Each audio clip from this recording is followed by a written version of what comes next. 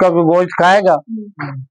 چیز ہے کہ اپنے بھائی کا گوشت کھانا یہ ایسا ہی ہے جیسا کہ تم اپنے بھائی مردہ بھائی کا گوشت کھا رہے ہو. کتنا برا کام ہے, کتنا برا عمل ہے یا نہیں ہے میرے بھائی؟ اس لیے یہ حرکتیں نہیں کرنی. پھر کہتے ہیں جی ہم کہاں, جیسا کہ آتا ہے قرآن مجید میں انما یاکلون فی بطونہم نارا, چوری کا مال, غریبوں کا مال, یتیموں کا مال لے کر کے گل فرے اڑانے, طرح طرح کے ہوٹلوں پہ جا کے کھانے.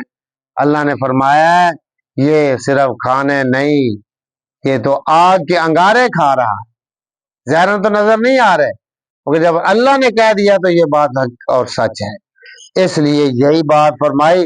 ویسے تو بھائی کا گوشت نہیں کھائے گا, کسی جانور کا چڑیا مری پڑی ہو وہ نہیں کھائے گا, بکری نہیں کھائے گا, ہے مردہ جانور کا گوشت نہیں کھائے گا, مگر عمل اس کا ایسا ہے کہ جیسا کہ مردہ بھائی کا, اپنے سکے بھائی جو مر جاتا ہے اس کا گوشت کھاتا ہے. وہ جو کر رہا ہے, جو دوسرے کی غیبت کرتا ہے, گلے کرتا ہے, ٹٹول میں رہتا ہے, اس کی برائیاں ہیں ان کو اچھالتا ہے, تو اس لیے ہم نے اس کام سے بچنا ہے. اور یہ عام بات چلتی ہے, بڑوں میں بھی, چھوٹوں میں بھی, مردوں میں بھی, عورتوں میں بھی, جیلوں میں بھی, عالموں میں بھی ہیں جی. ایک جگہ بیٹھے ہیں, دوسرے کی برائی بیان ہو رہی ہے, سننی بھی نہیں کرنی بھی نہیں, فرق کس محفل میں ہو رہی ہے, اٹھ کے چلے جاؤ. ایک ہمارا دوست تھا کلاس فیلو, محمد آصف اس کا نام ڈالیے, کہتا ہے کسی کی غیبت نہیں سنی ہے. وہ کر بھی رہے ہیں, وہاں سے اٹھ کے نکل جاتا, حالانکہ وہ عالم مولوی بھی نہیں تھا, بس اس کے دل میں بات آ گئی, غیبت نہیں سننی, نہیں سنتا تھا. اس لیے بھی ہم نے بھی یہ کام نہیں کرنا, غیبت نہ کرنی ہے نہ سننی ہے, برائی نہ کرنی ہے. ہاں آگے فرمایا اللہ تعالیٰ یہ فرماتے ہیں ہم تم میں سے ہے کوئی اپنے مردہ بھائی کا گوشت کھائے. آگے خود اللہ فرما رہے ہیں فَكَرِهْتُمُوهُ, ہاں اس سے تو تم نفرت کرتے ہو. وہ کھاتا ہے مردہ کا گوشت, پھر وہ اپنا سکا بھائی زندہ کا بھی نہیں کھائے گا. الامان فی الافیل, اللہ نے فرمایا اس سے تم نفرت کرتے ہو مگر وہ کام کر رہے ہو. وہ سیم ہی اسی طرح ہے جیسے اپنے مردہ بھائی کا گوشت کھا رہے ہو. اس لیے اللہ سے معافی مانگنی ہے, توبہ کرنی ہے کہ اللہ پہلے جو ہو چکا آئندہ ہمیں بچنے کی توفیق عطا فرما. ٹھیک ہے نا, کسی کے ٹو میں نہیں لگنا, کسی کی غیبت نہیں کرنی, برائیاں بیان نہیں کرنی.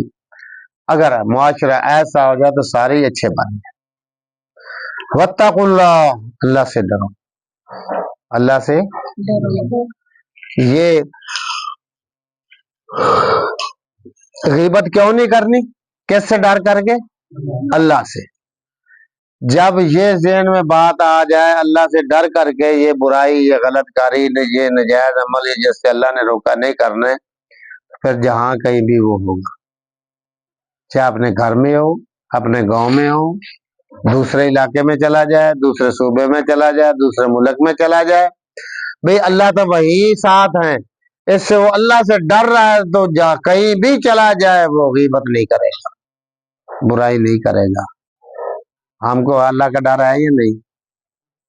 ڈر ہے, اللہ کا ڈر ہے. پھر اللہ سے ڈرتے ہوئے یہ برائیاں کریں گے نہیں کریں گے, ان سے بچیں گے, ان سے انشاءاللہ بچنا ہے. بچو گے نا صاحب؟ آگے اللہ نے ان اللہ تواب رحیم, بے شک اللہ تعالی توبہ قبول کرنے والے نہایت مہربان ہے. ہاں پہلے ہو گئی بات تو آج سن رہے ہیں نا, آج سے پہلے ایسے کام کیے, غیبت بھی کی, ٹول بھی کیا, پیچھا بھی کیا, پر وہ ہو گیا ہے تو کیا کرنا, اللہ سے معافی مانگنی ہے. اللہ سے یا اللہ ہمیں معاف فرما دے, یا اللہ ہمیں معاف فرما دے. تو اللہ نے فرمایا بڑے غفور ہے, میں پھر معاف کر دیتا ہوں. میں پھر کیا کرتا ہوں, معاف کر دیتا ہوں, مگر بار بار گناہ نہیں کرنے. توبہ کی پھر کوئی کہے تب بھی نہیں کرنا, کوئی کہے ہاں یہ گناہ ہے، یہ آگ کے انگارے ہیں، آگ ہے، یا آگ پڑی ہو، آپ کا کوئی پکڑ کر کے ہاتھ اوپر رکھ کے آپ رکھنے دیں گے؟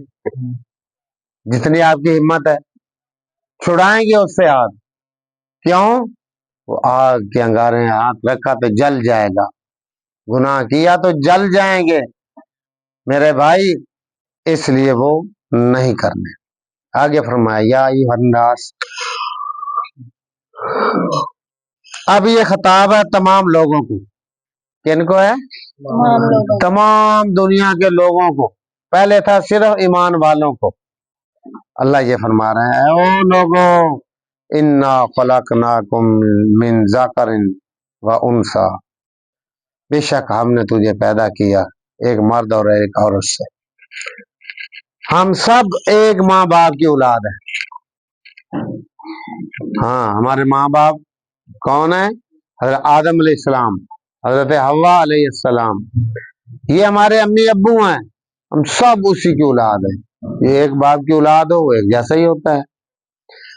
من ذکر و انثی وجعلناکم شعوبا، پھر جب آہستہ آہستہ یہ دنیا بڑھتی چلی گئی، پھر اللہ نے فرمایا میں تمہارے قبیلے اور خاندان بنا دیا۔ کیا بنا دیا؟ مگر اولاد ایک ہی باپ کے ہو، وقبائل، قبیلے بنا دیے، کس لیے؟ لتعارفوا، تعارف ہو جائے، بھی ایک نام کا آدمی ہو، ایک ہی سارا خاندان ہو، پتہ کیسے چلے گا؟ اب جب جاتے ہیں نا کسی کا نام پوچھتے ہیں، اس کا نام یہ ہے جی محمد ہے، وہ کس برادری کا ہے، کس کا بیٹا ہے؟ جب یہ بتلایا جائے گا ہاں ہاں وہ فلاں ہے، اگر سب کی برادری ایک ہی ہو، کئی محمد ہو، تو کیا پتہ چلے گا کس خاندان کا ہے کس کا نہیں ہے؟ اس لیے صرف تعارف کے لیے ہیں۔